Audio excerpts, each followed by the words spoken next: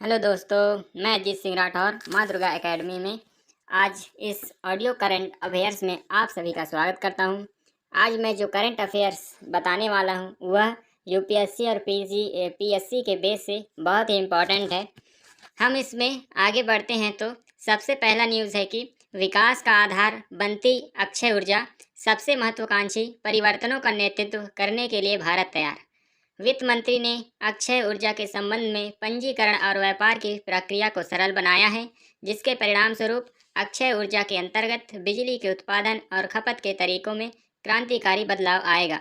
Solar panel द्वारा अपनी खुद की बिजली का उत्पादन और उपभोग हो बहुत बढ़ावा मिलेगा। सुरजीत सिंह अक्षय ऊर्जा के कुशल उपयोग को बढ़ाने के लिए केंद्रीय वित्त मंत्री निर्मला सीतारमण ने आम बजट में हरित ईंधन, हरित ऊर्जा, हरित खेती, हरित गतिशीलता, हरित भवन और हरित उपसकर से संबंधित अनेक कार्यक्रमों की घोषणा की है। बजट की 7 प्रमुख प्राथमिकताओं में अक्षय ऊर्जा को महत्वपूर्ण स्थान दिया गया है, जो पर्यावरण के प्रति सरकार की संवेदनशीलता को दिखाता है। हम जानते हैं कि जनसंख्या बढ़ने के साथ साथ ऊर्जा की मांग भी बढ़ती जा रही है। एक अनुमान के अनुसार 2040 तक देश की बिजली खपत 1280 टेरावाट प्रति घंटा हो जाएगी। याद रखिए स्टूडेंट, इस जो मैंने अभी बोला कि 2040 तक देश की बिजली खपत 1280 टेरावाट प्रति घंटा हो जाएगी, इसको नोट कर लें। फिर आगे बढ़ते हैं। दूसरी ओर पर्यावरण प्रदूषण और पारिस्थितिकी विनाश की गंभीर होती स्थिति एक चुनौती के रूप में हमारे सामने है। सीमित जीवाश्म ईंधन आधारित ऊर्जा स्रोत हमारी भविष्य की इस मांग को पूरा करने में सक्षम नहीं है। इसलिए अक्षय ऊर्जा को भविष्य के विकास के आधार पर सरकार निरंतर प्रोत्साहन दे रही है।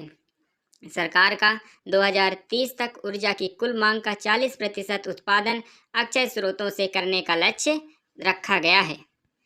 फिर इसी प्रकार हमने देखा कि किस प्रकार अक्षय ऊर्जा को बढ़ावा दिया जा रहा है, क्योंकि भविष्य को अगर देखें तो लगातार ही ऊर्जा की आवश्यकता महसूस हो रही है और जो अन्य ऊर्जा के स्रोत हैं उनमें कमी आती दिख रही है। इसलिए लगातार अक्षय ऊर्जा को प्रोत्साहन दिया जा रहा है। ठीक, आगे बढ़ेंगे तो हम पाते हैं कि जाति निर्माण पर अटकलबाजी, अंग्रेजों ने किया सैकड़ों जातियों और दर्जनों नस्लों का निर्माण।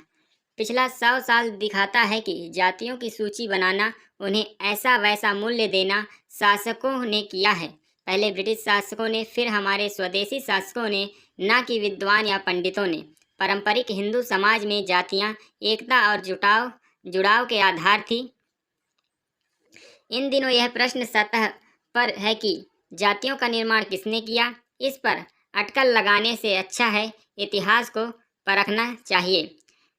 पिछला 100 साल ही देखें कि जातियों की सूची बनाना, उन्हें ऐसा वैसा मूल्य देना शासकों ने किया। पहले ब्रिटिश शासकों ने, फिर हमारे स्वदेशी शासकों ने, ना कि विद्वान या पंडितों ने। पारंपरिक हिंदू समाज में जातीय एकता और जुड़ाव का आधार थी। वे अपने अपने समूह को एक आर्थिक सुरक्षा देती थी। हर एक के पास जन्म लेते ही रोजगार का एक क्षेत्र सुनिश्चित रहता था। इसमें कोई व्यवस्था नहीं थी, क्योंकि हर एक व्यक्ति अन्य क्षेत्र में भी काम करने के लिए स्वतंत्र था। यह झूठा प्रचार है कि कोई अपनी जाति से बाहर का कार्यक्षेत्र नहीं चुन सकता था। 17वीं सदी में दक्षिण भारत में रहे जर्मन मिशनरी बार्थोलोमियस जिगेनबांग ने लिखा है कि कम से कम 1/3 लोग अपनी जाति से भिन्न काम किया करते थे। उनके शब्दों में पद संबंधी और राजकीय क्रियाकलाप जैसे सभासद, शिक्षक, पुरोहित, कवि और यहाँ तक कि राजा होना भी किसी विशेष समूह का अधिकार ना था, बल्कि सबके लिए खुला हुआ था। ठीक दोस्तों, तो इसमें यही बताया गया है कि पहले ज़माने में क्या था कि सभी के लिए जो रास्ते हुए थे सफलता के कार्य के, वह खुले हुए थे। यह जरूरी नहीं था कि राजा का बेटा ही राजा बने या पुरोहित ही पुरोहित, सभी के लिए सभी प्रकार के रास्ते खुले हुए थे। लेकिन जैसे अंग्रेज और हमारे स्वदेशी जो शासन हुए, वह भी उनको बिखराव की स्थिति में ला दिए। ठीक, आगे के न्यूज़ में हम बढ़ें तो देखेंगे कि एयर इंडिया की ऊंची उड़ान, टाटा समूह द्वारा किए गए निश्चय के दिखने लगे परिणाम। एयर इंडिया की दशा सुधारने के लिए उसमें एयरलाइंस के विलय का भी कदम उठाया गया। लेकिन उससे भी बात नहीं बनी। इसके बावजूद नए विमानों की खरीद का सिलसिला कायम रहा। इससे एयर इंडिया का घाटा और बढ़ा। क्या बोल रहा है, भारत में उड़ान सेवा की शुरुआत स्वतंत्रता के पहले टाटा एयरलाइंस के नाम से टाटा समूह के JRD टाटा की ओर से की गई थी। बाद में इसका नाम बदलकर इंडियन एयरलाइंस किया गया। यह टाटा समूह की सबसे प्रतिष्ठित कंपनियों में से एक थी। कुछ वर्षों बाद समाजवादी नीतियों ने प्रभावित नेहरू सरकार ने उसका राष्ट्रीयकरण कर दिया। पिछले वर्ष टाटा समूह ने उसे खरीदकर फिर से अपने हाथ में ले लिया। एक समय एयर इंडिया की दुनिया भर में धाक थी, लेकिन सरकार कंपनी के रूप में उसकी दुर्गति होती चली गई। इस दुर्गति की मिसाल मिलना कठिन है। एक के बाद एक सरकारों ने एयर इंडिया का जमकर दोहन किया। चूंकि अन्य सार्वजनिक उपक्रमों की तरह एयर इंडिया भी आवश्यकता से अधिक लोगों की भर्तियां की गई, लेकिन उसकी हालात खास्ता होती गई। हालांकि समय समय पर सरकारों ने उसकी दशा सुधारने के कई यत्न किए और इसी क्रम में करोड़ों रुपए खपाए गए, लेकिन उन्हें सफलता नहीं मिली। एयर इंडिया की दशा सुधारने के लिए उसमें इंडियन एयरलाइंस के विलय का भी कदम उठाया गया, लेकिन उससे भी बात नहीं बनी। इसके बावजूद नए विमानों की खरीदी का सिलसिला भी कायम रहा। इससे एयर इंडिया का घाटा बढ़ता चला गया। आखिरकार उसे निजीकरण में देना पड़ा, जिसके बाद टाटा कंपनी ने उसे फिर अपने हाथ में ले लिया।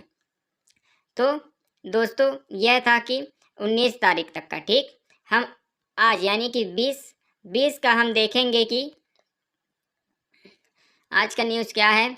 आत्मनिर्भरता में बाधक रेवड़ी संस्कृति, देश को मुफ्तखोरी नहीं बल्कि लोगों को सक्षम बनाने वाली योजनाओं की ज़रूरत। गरीब और आर्थिक तौर पर पिछड़े जन समुदाय किसी राष्ट्र के ऊपर बोझ होते हैं, जबकि स्वास्थ्य, शिक्षित और आत्मनिर्भर नागरिक किसी राष्ट्र के लिए संपत्ति होते हैं। समाज की बेहतर और सुशासन सुनिश्चित करना सरकार एवं अन्य सभी राजनीतिक दलों की जिम्मेदारी है। देखिए क्या कह रहा है न्यूज़ कि केंद्र सरकार ने प्रधानमंत्री गरीब कल्याण अन्न योजना को 1 साल तक बढ़ा दिया है। इसका अर्थ है कि करीब 81.35 करोड़ लोगों को और 1 साल मुफ्त अनाज मिलेगा। इस योजना में हर महीने प्रति व्यक्ति को 5 किलो राशन मुफ्त दिया जाएगा। इस योजना को कोरोना काल के दौरान अप्रैल 2020 में 8 महीने के लिए शुरू किया गया था। इस योजना का मकसद था कि देश में कोई भी व्यक्ति भूखा ना सोए। यह योजना नवंबर 2020 में समाप्त होनी थी, लेकिन कोविड के प्रभाव को देखते हुए इसे मार्च 2022 तक बढ़ा लिया गया था। तब से लेकर अब तक इस योजना को 7 चरणों में बढ़ाया गया है। इस पर अब तक लगभग 6 लाख करोड़ रुपए खर्च हुए हैं। संविधान में नागरिकों के पोषण और जीवन स्तर को बेहतर करने की बात कही गई है, यानी राजकोष का खर्च बहुत भारी हो तब भी भूख मिटाना सरकार की जिम्मेदारी है। इस दृष्टिकोण से देश के 2/3 लोगों को मुफ्त में अनाज देने की सीमा 1 साल और बढ़ाना सामान्य है। हालांकि विरोधी दलों की दलील है कि 9 राज्यों में विधानसभा चुनावों और 2024 के लोकसभा चुनाव को देखते हुए मोदी सरकार ने मुफ्त राशन योजना को बढ़ाने का फैसला किया है। महामारी के 3 साल बाद भी जब सरकार आंकड़े का हिसाब से देश में सिर्फ 20 करोड़ लोग ही गरीबी रेखा के नीचे हैं, तो फिर 81.35 करोड़ लोगों को मुफ्त भोजन देने का आखिर मकसद क्या है। इस पर अतिरिक्त वित्तीय बोझ का कारण जरूरी स्वास्थ्य और शिक्षा आदि की बजट में कटौती होना स्वाभाविक है। देखिए दोस्तों, ये बोल क्या रहा है कि नरेंद्र मोदी ने जो मुफ्त चावल योजना शुरुआत किया था कोरोना काल के स्टार्टिंग अप्रैल में, तो उसको उन्होंने केवल 6 महीने के पहले स्टार्ट किया था, लेकिन आगे देखते हुए कोरोना की संभावनाओं को परखते हुए उन्होंने 7 चरणों में से बढ़ाया और 1 साल के लिए अभी और बढ़ा दिया है, जो कि एक जन कल्याण है। और सरकार के जो बजट है वह घाटे में है, फिर भी उसने जनता को भूखा ना सोए इसलिए सहायता की। लेकिन जो विपक्षी दल है उनका दलील है कि जो मोदी सरकार है वह चुनाव को देखते हुए अपनी सीट को बचाने के लिए, लोगों को आकर्षित करने के लिए यह निर्णय लिया है। तो सभी की अपनी अपनी दलीलें हैं। तो आज के इस सेशन में इतना ही है। तो तब तक के लिए धन्यवाद दोस्तों। वीडियो को शेयर करें और जो मैंने न्यूज़ या ऑडियो बताया है उसको रिवाइज करके सुने, और जो अंडरलाइन लाइक है उनको अंडरलाइन करें। तब तक के लिए थैंक यू। जय हिंद।